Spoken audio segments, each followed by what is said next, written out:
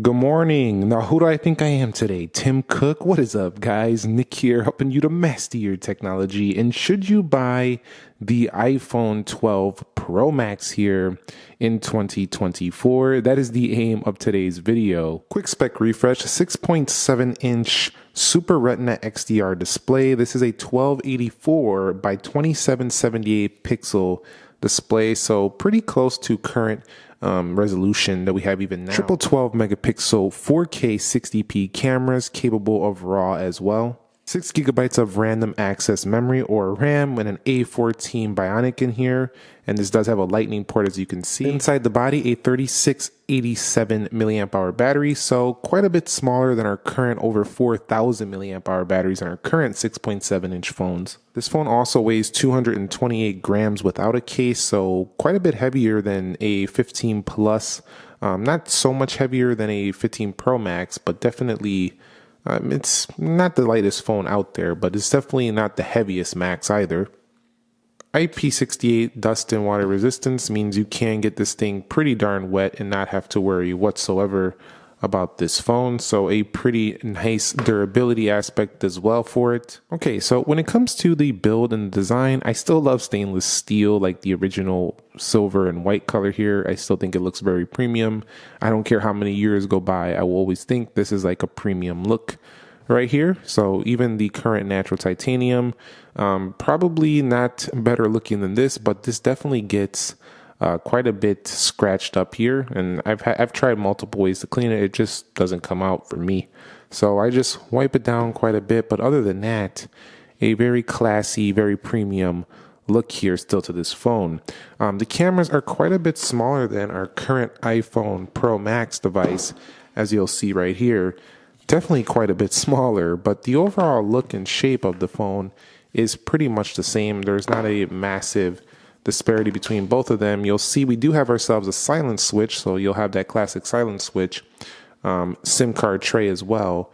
But other than that, USB-C, not major differences there. I do have a case on that, so it's slightly thicker in that. But other than that, you know, the phone itself just kind of looks like a older version of what's current. And the funny thing is that this phone came out almost 4 years ago. It'll be 4 years later this year, but using it now doesn't feel like we skipped a beat whatsoever in actual, you know, what we can do on iPhones. It feels like I'm holding nearly the same product 4 years later when I use a Max, 15 Pro Max. That just feels much more polished, but pretty similar. Now, when it comes to the display quality right here, Super Retina XDR OLED HDR10 support, it does have one of the more shallow notches. I actually think this notch right here is one of the least distracting on any iPhone that had a notch. Big display, not too much in your face. It's just kind of up there. It is a little bit longer than I like. I don't really like notches to begin with, but this one was less distracting than even Dynamic Island, I would say today. 19:9 aspect ratio means that this is a very wide panel from side to side here. But just like any other notched iPhone, you can see the content does definitely still get cut into. But overall, a very poppy display. It's not, you know, Samsung vibrant, but it still looks very good. Here in 2024, I don't think anybody would complain about this right here in 2024. It's a solid pickup here still in the panel. And especially considering you can get a 12 Pro Max at a mid-range price point now. This phone is like $400 or so. Depending on the storage, it could be slightly higher, but you can get a 6.7-inch iPhone that is similar to a $1,300, $1,400, $1,500 iPhone now and have an experience that's almost identical for a mid-range price, and you get this beautiful display. And this also has a ceramic shield glass on here, so it's pretty durable on the front and the rear, although any iPhone, if you drop it in the correct fashion, you can crack either front or rear. It's happened on all of them.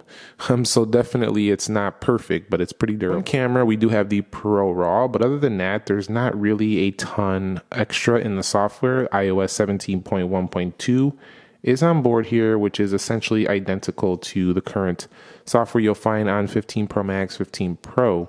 App library, grid of icons, widgets. I'm saying this like a broken record player because when it comes to iOS, you know, with Apple keeping it very simple, they allow everybody, even with older phones like this, to still enjoy the same experience.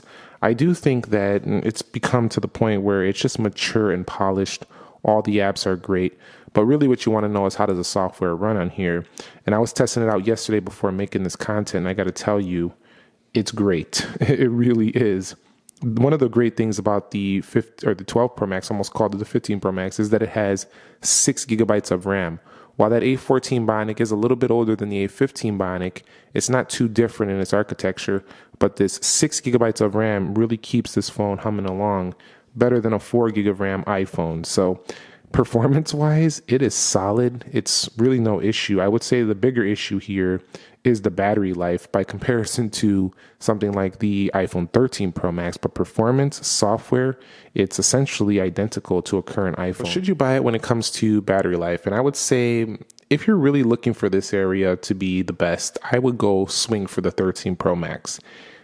If you're like, I just need to save that money and I just need to get through a day, I need a big phone, this is okay. But this phone right here, definitely not overly impressive in the battery life. It drains much faster than the iPhone 13 Pro Max in my experience. So some people don't really like this for that reason. I never really was like struggling to get through the day, but it wasn't like I was finishing like overly excited that I have like 50%. I would have like 20 or 15% at the end of the day with this one.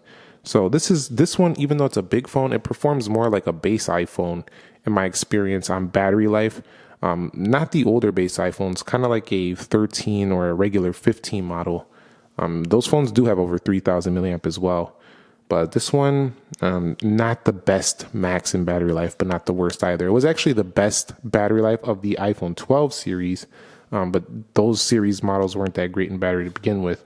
When you turn on low power mode, though, you get a lot more battery. And the good thing is because it's a 60 hertz display, you don't really got to worry about the performance looking any different because it doesn't have that 120 hertz. So let's dive into the triple 12 megapixel camera. This one has kind of a weird telephoto zoom. Let's zoom in on this Tesla Cybertruck right here. This does have a kind of a little bit of a weird zoom. It goes 2.5x. You don't really see that. You mostly see like 1, 3. We do have like 5 times, 10 times, but 2.5, a little bit of a weird resolution or zoom. But it can go 12 times. Another weird like place to stop, 12. It usually goes 15, 25, 50, 100. This one stops at some weird stops, but it does pretty good. I will say though that the overall results when taking photos, I don't know what it is. They just don't look as sharp as like the 13 Pro Max, the 14 and the 15 Pro Max, especially the 15 Pro Max. But they look good, but there's like this like HDR effect that came to some of the newer ones. They just look a little bit better with the post processing. This kind of looks like an older iPhone image, but it still does a good job. I don't think it's going to like be something to deter you if you're looking for a good deal on an iPhone. Video still looks really good. No issues with that. That's still pretty premium. Although, again, the video looks better on the newer iPhones. It's not horrible. It's just not my favorite camera anymore on the 12 model series. The front-facing camera, though, bad hair day for me. The front-facing camera is definitely still very good, though. They still stay with the 12 megapixel camera up until now. We're still waiting on the 24, so I would still say this is a go in the front-facing camera, definitely. So overall, the cameras are good at this point. They're pretty great, actually. They're just not the best anymore. They just get the job done at this point. So when it comes to the sound quality of this phone, we do have a stereo sound on the bottom and the top, and it's pretty good. I do have to say this is an area a lot of people don't talk about, but the richness of the bass and clarity has actually improved every generation. But the 15 Pro Max, specifically a bigger jump from 13 and 14 Pro Max, just sounds much better at the higher volumes. But this is not bad. Again, the stereo sound has been good enough for the past several years. So the Wi-Fi connectivity, the Bluetooth, it's 5.0. We have like Wi-Fi 6 maxing out, not 7, not 6E, nothing like that. But everything connects fast enough on this device right here. And the phone call quality on here has also been pretty solid 5G performance. Although the reception strength improved again over the next generations, it's still very acceptable. No major issues. It does charge relatively slow, but that does help your battery health over time as you're not fast charging and draining those cycles a little bit quicker. So definitely this phone right here, at the end of the day, going for right around that 450 mark, depending on where you look. it's kind of a tough justify if you were paying more. But at $450, I mean, you're paying nearly what an iPhone SE costs. And would I take this over an iPhone SE? Hands down, every day of the week, I would take this over an iPhone SE with an A15 Bionic, because you're getting a 6.7-inch display with a slightly slower CPU, more RAM, a much more modern premium iPhone experience. This actually might be the best time to buy this if you were looking for this at a cheap price point.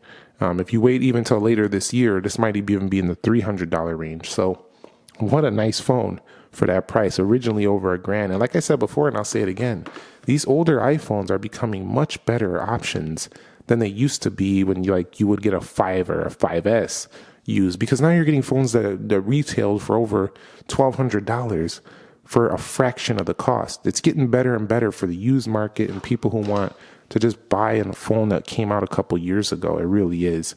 I still really love the latest tech, but I got to give props where props due. Some of these old phones are still quite nice. So stay tuned for the continuation of the Should You Buy series. We also have the Galaxy S24 Ultra coming soon to the channel. We have some other goodies as well, and we'll be continuing to provide you with content for the rest of this year. So I would love to have you subscribe. Thumbs up if you enjoyed it. Subscribe if you haven't already. Nick here. Be sure to be well, and peace.